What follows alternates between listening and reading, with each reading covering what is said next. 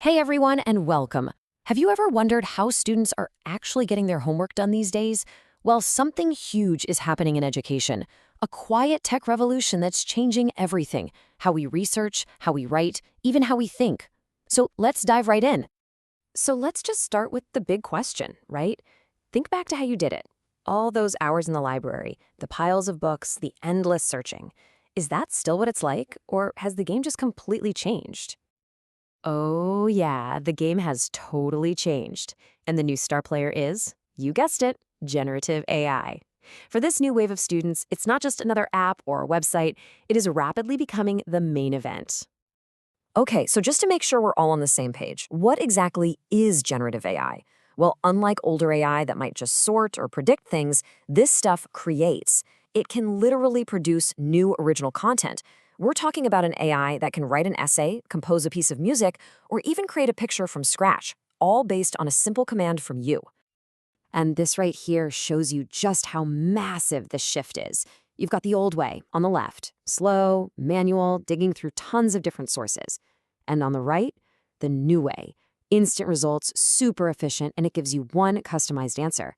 I mean, you can see the appeal, right? It's a complete revolution in how we get information.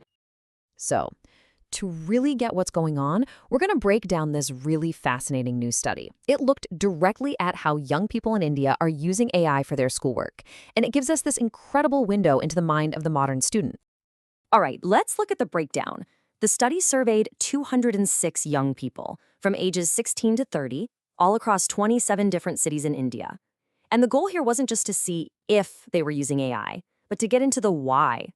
Why are they so drawn to it? How much do they rely on it? And what do they even think about the ethics of it all? And check out who's using these tools. It's not just college kids. A huge chunk, about a third, are still in high school. And then you have your undergrads, postgrads, and even academic scholars. What this tells us is that AI is becoming part of the academic journey from a really early stage. Okay, so we know who's using it, but the real multi-million-dollar question is why? What is this powerful pull that's making generative AI feel so essential to an entire generation? Well, the data couldn't be clearer. The top three reasons were, overwhelmingly, that it's convenient, it saves a ton of time, and it makes the whole process less stressful. So for these students, it's not really about not being able to do the work, it's about finding a faster, easier, and less painful way to get it done. This one phrase from this study just perfectly sums it all up. For a lot of these students, using AI isn't about cheating. It's about being smart. It's just finding a more direct path to the finish line, a shortcut to success. And this is where things get really, really interesting. This focus on shortcuts and efficiency leads to this bizarre paradox that the researchers found. When you ask students about how much they rely on these tools, what they say and what they actually feel seem to be two completely different things. So get this, when they were asked straight up, are you dependent on AI? Only a tiny fraction, just about 12.6% said yes. So on the surface, you'd think, okay, no big deal, there's no unhealthy reliance here. But that is not the whole story, not by a long shot. Because when the question was changed just slightly to, could you do your schoolwork without it? The answer completely flipped. A mind-blowing 92% said it would be hard or maybe even impossible. So they won't use the word dependent, but their reality suggests it's absolutely essential. And this leads to a really profound question, right? Are we looking at some new kind of technological addiction? Or is this just what efficiency looks like now? I mean, think about it. Is it really any different from how we all depend on a calculator for math or a search engine for information? So beyond this whole dependence thing, the study found something else that was pretty startling. With all this incredible power in their hands, what do the students actually think about the rules? You know, things like plagiarism, getting bad information, or just plain fairness. The results here are, well, they're pretty stark. A huge majority, almost 62%, said they were not bothered by the ethical side of using AI. For them, it's just not really on their radar. So why the blind spot? Well, it seems to come down to what they see around them.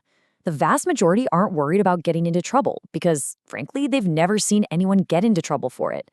There's this growing belief that if information is out there in public, it's totally fair game. Using AI like this is just becoming the new normal.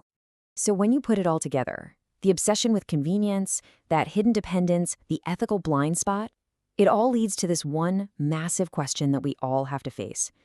Is this technology making the next generation smarter, or is it just making them lazier? The study really lays out two possible futures. On one hand, you've got the promise, a world where AI helps us learn faster and makes schoolwork more engaging.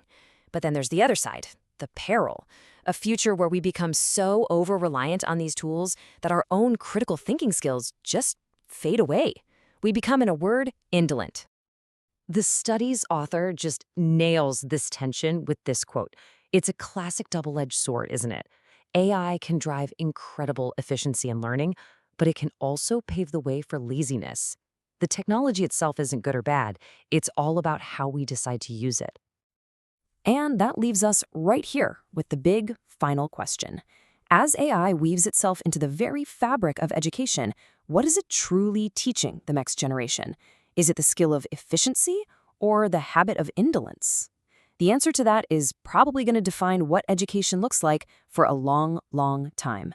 Thanks for tuning in.